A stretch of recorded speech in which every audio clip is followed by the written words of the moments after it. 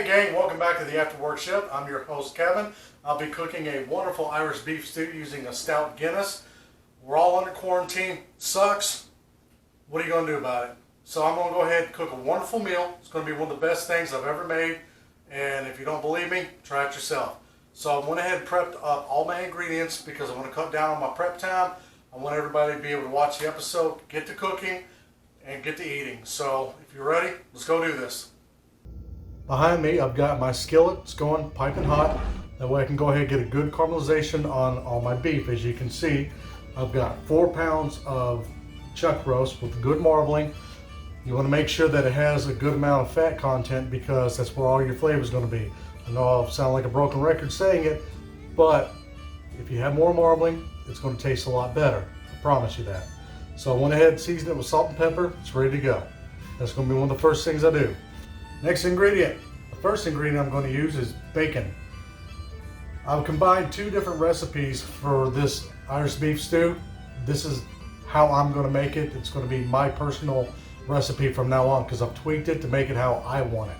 So we're going to go with 12 ounces of chopped up bacon.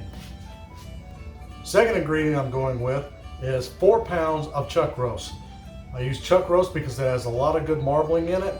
As you can see, I've already salt and peppered it. It's ready to go. My skillet's good and hot. We're going to brown it, bring out that flavor. Next ingredient is going to be 3 pounds of Yukon Gold potatoes. I use different potatoes for different meals. Yellow potatoes has a really good, soft, mild flavor for this. You don't want it overpowering anything else. Next ingredient is going to be a shortcut to mushrooms. I like to use baby Bella mushrooms. Really nice flavor. It's going to accent this meal really well.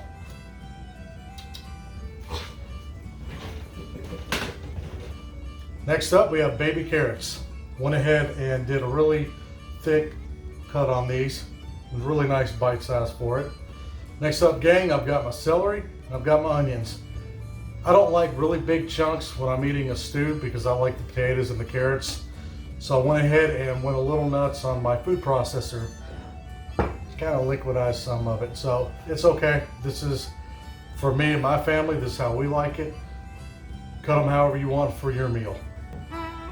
Hi, top of the morning to you. We're going to use a wee bit of Guinness. Matter of fact, we're going to use a lot. If I had more, I'd use it. For some reason, it's gone. I'm blaming my editor. Just because I live in Kentucky and I'm close to Bourbon County, I'm using a little bit of Jim Beam. My dad would be happy. So I've got about 1.5 to 2 ounces there. That's going to bring out some more flavor. Next on the list, I have 5 cloves of chopped garlic. Really fine chop. That way you don't have really big cloves of garlic in your teeth. I don't like that a lot. Take 3. Next up, we have 1 tablespoon of Worcestershire sauce.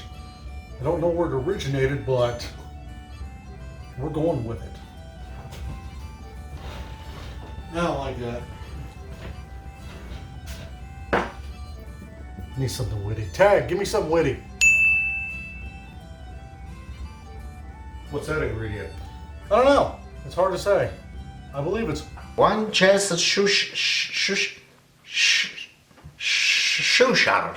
Next on the list is 5 ounces of tomato paste. I'm going to go with 2/3 of a cup of seasoned flour. I just use salt and pepper. Just eyeball to taste, whatever you like to use. Up next, I've got my spice mix. It's already seasoned, prepared. I've got a teaspoon of each of marjoram, smoked paprika, oregano, blackened, thyme. Salt is 1.5 teaspoons, 1 teaspoon of pepper, 2 bay leaves, and 1/2 teaspoon of cayenne pepper. Cayenne I went a little light because I don't want to overpower it and nobody else can eat it. I went ahead and took a whole bunch of parsley, fresh parsley, diced it, minced it. That's just for garnish, a little bit of seasoning. And lastly, I've got 4 cups of beef stock for the potatoes and all the veggies. Bacon's been removed, so now we're going to take our seasoned beef, put in our seasoned flour, They sound a little redundant, but remember, I'm cooking a lot of food. We're just going to give that a little mix. Put to the side. A little more beef.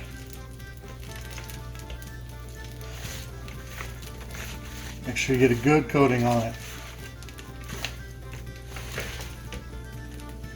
Most important step with your beef stew is not to overcrowd your skillet.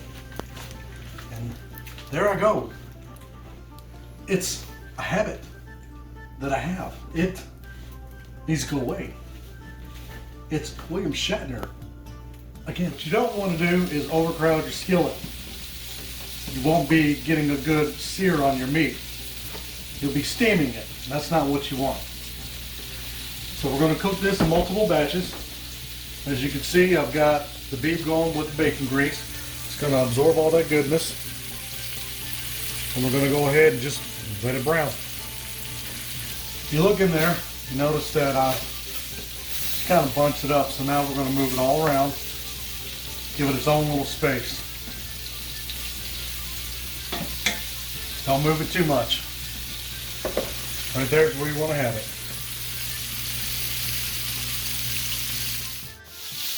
It's been about a minute and a half. The reason I did that is, as you can see, it's got a really nice good caramel color to it. For all your flavors at. We have the caramel color on our steak tips. Now we get to flip each and every one of these. Tag, if you don't mind, speed this whole process up for me.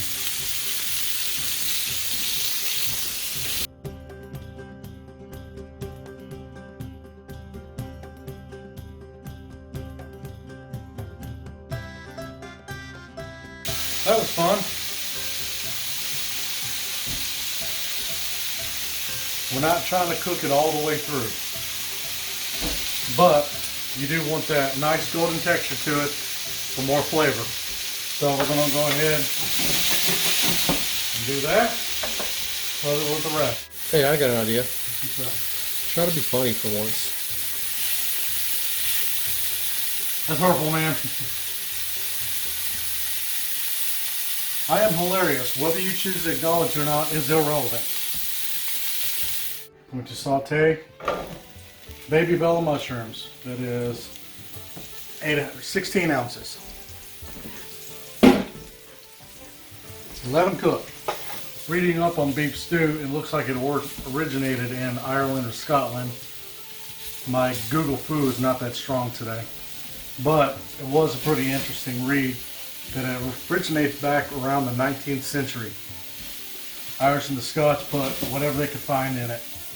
If it had potatoes, it was the south region, I believe. Northern region, they make mashed potatoes and put it over top of it, which I do want to try one time. That sounds really interesting. A little trick I like to do is put a little more oil in the pan. I'm smart myself to put it up already.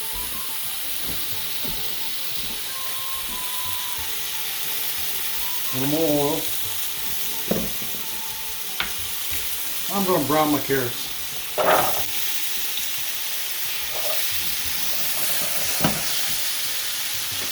Let them cook about 2 minutes.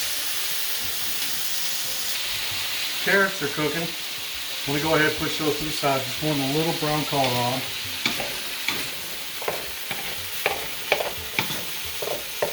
We're almost to the Guinness. Now I'm going to add in my celery and my onion mix.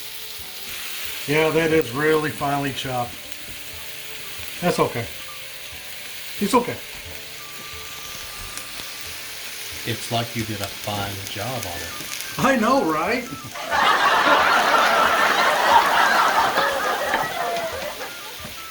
A lot of people will say this is an incorrect method of putting it all together, and that's fine. If you want to take it all out, sear it, brown it all together, all separately, that's fine. But I want all the flavors to mesh together. This is the reason I'm doing this way. This is my recipe. So if you don't want to do it this way, I completely understand. Do it how it best suits you. As Kronk once said, oh yeah, it's all coming together. I'm going to let this cook for about 5 minutes, let all that water evaporate, because what I actually want to do is I want to have some fond built up in the bottom of the pan. It's just the tasty bits that are down there. So when I do that, we'll pour the Guinness in there, and it's going to soak up all that fond and make it more flavorful. Veggies are done. Well, brown, but not completely done. So, move it to the side. A little more Earl. Earl. And now, for the professional vampire hunters out there, your favorite part. Lots of garlic. I'm going to saute that just a little bit to bring out the flavor in it. That's good enough on your garlic.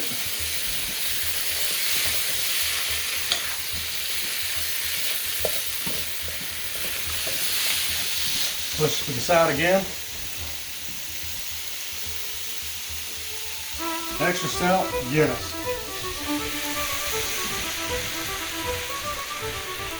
A little bit at a time. Remember the Jim Beam? A little extra flavor.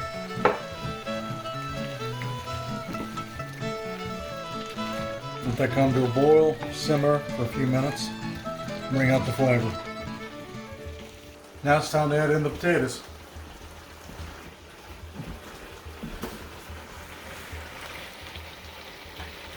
They didn't even peel them, these are just Yukon Gold. Right in there.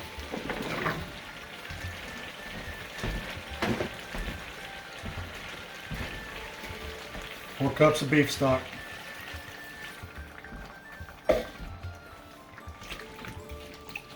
Here's our seasoning mix. Bay leaves on top.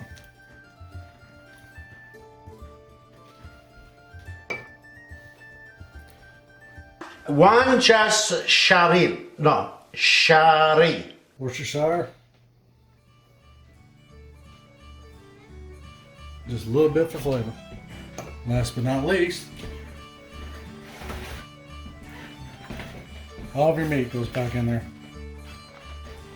Make a little space. Tomato paste in there.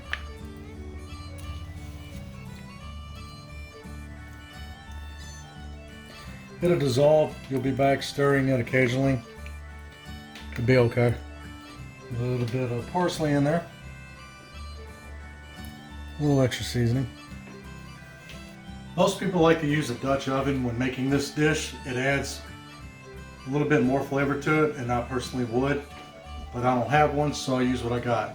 So now, at home, take your lid, put it over this, let it simmer. We want this to simmer for at least an hour and a half. That way your meat's going to get really good and tender, your potatoes are going to, and your carrots are going to finish cooking. It's going to bring all that flavor together. So in other words, you want it to stew? That's right, folks, you want your beef stew to stew.